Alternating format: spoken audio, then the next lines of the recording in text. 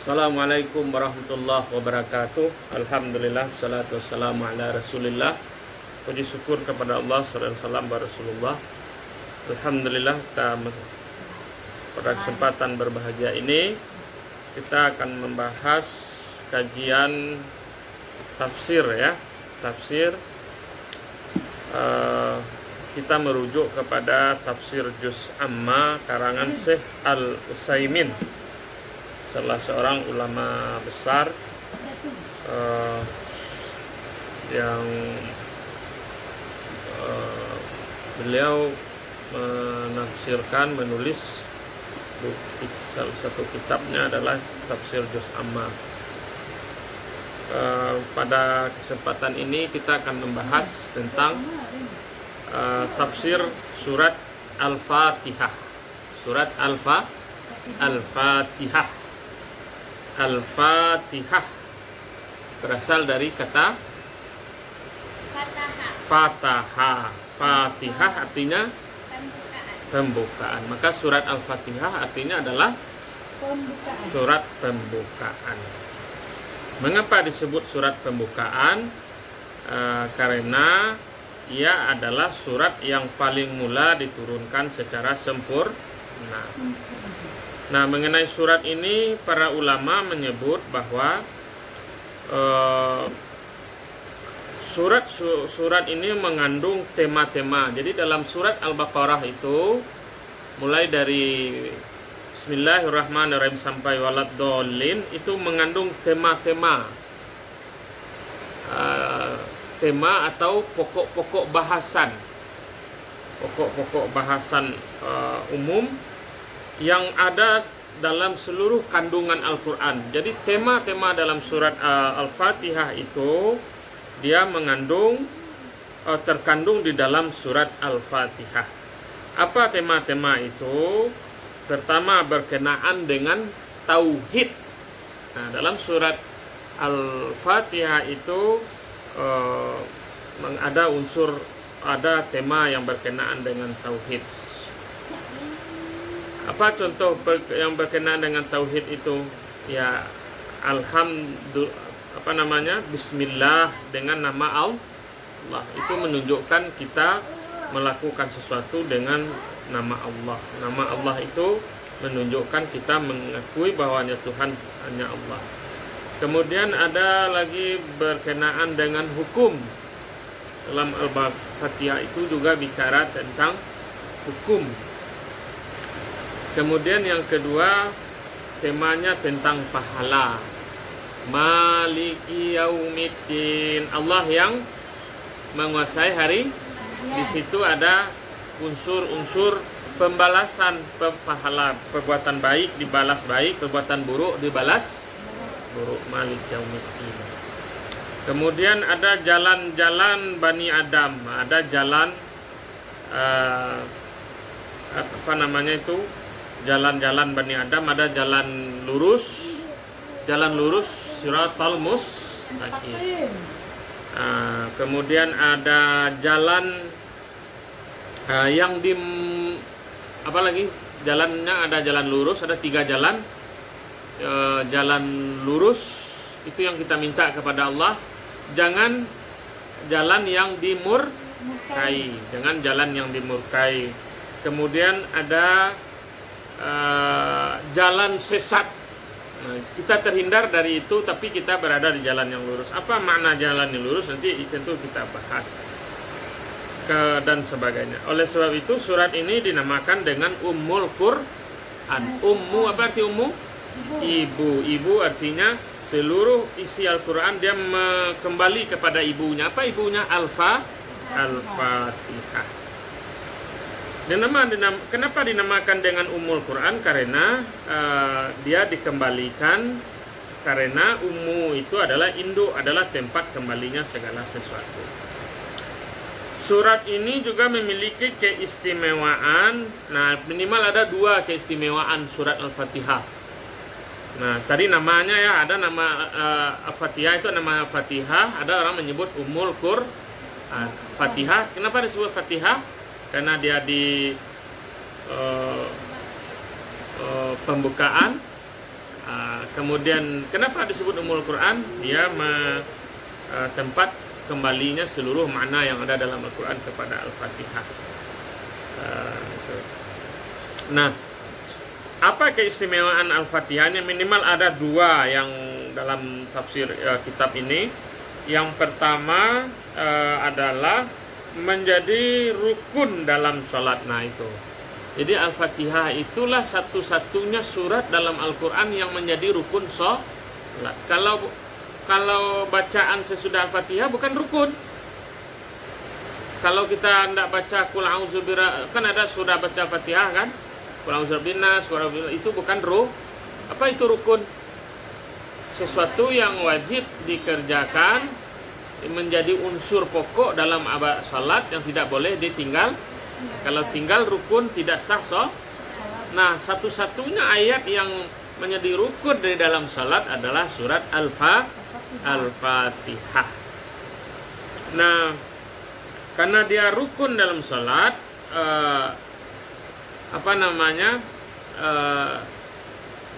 rukun Islam yang rukun dalam salat ya. Kemudian yang kedua, apa faedah surat Al-Fatihah itu adalah ini yang penting ini, dia bisa menjadi ruqyah. Jadi ayat Al-Fatihah itu bisa digunakan untuk mengobat orang sakit. Ini jadi jika dibacakan kepada seseorang yang sedang menderita sakit, ia akan menjadi sembuh seizin Allah. Jadi kalau ada sakit, ada orang sakit, kita yang sakit, baca Al-Fatihah boleh itu. Kenapa dasarnya Nabi Shallallahu Alaihi Wasallam pernah membacakan pada seseorang yang disengat binatang berbisa. Nah, orang itu pun sembuh. Nabi Shallallahu Alaihi Wasallam bersabda, wa ma yudrika annaha ruqyah, kata Nabi. Wa ma yudrika annaha ruqyah. Tahukah engkau bahwa surat ini adalah ruqyah? Surat yang bisa dijadikan untuk ruqyah. Jadi walaupun demikian, sebagian orang di zaman sekarang banyak yang melakukan bid'ah dengan menggunakan Al-Fatihah selain ruqyah. Jadi itu dua ya faedahnya. Yang pertama tadi menjadi rukun, kemudian yang kedua adalah bisa menjadi ruqyah. Baik, itu faedah Al-Fatihah. Kita masuk kepada pertama pembahasan kita, nanti kita break, nanti kita lanjutkan. Kita masuk kepada Bismillahirrahmanirrahim. Nah, coba diperhatikan. Bismillahirrahmanirrahim. Apa artinya? Dengan nama Allah yang Maha Pengasih lagi Maha Penyayang. Kita lihat dari segi tata bahasa bahwa kalimat di atas mengandung jar dan majrur. Apa jar dan majrur, Kak?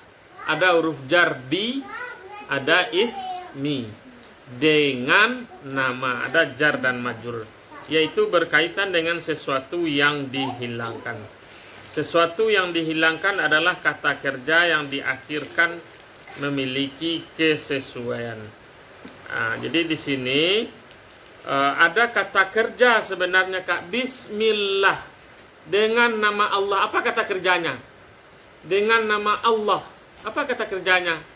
Tergantung apa yang kita lakukan.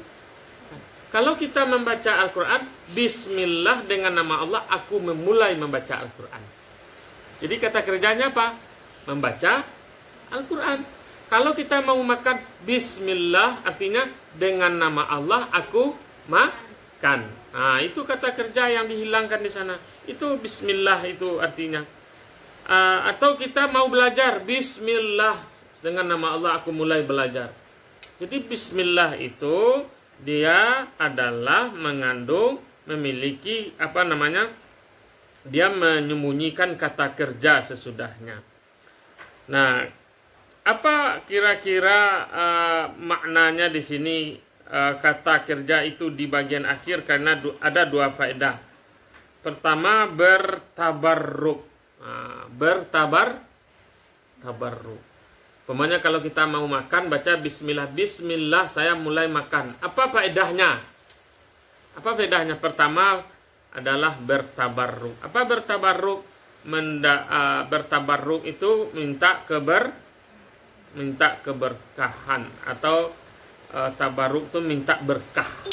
Jadi kalau kita makan, belajar apapun, kalau kita membaca bismillah itu mengandung tabarruk. Kemudian yang kedua, pembatasan, karena mengakhirkan amil memberikan pengertian pembatasan.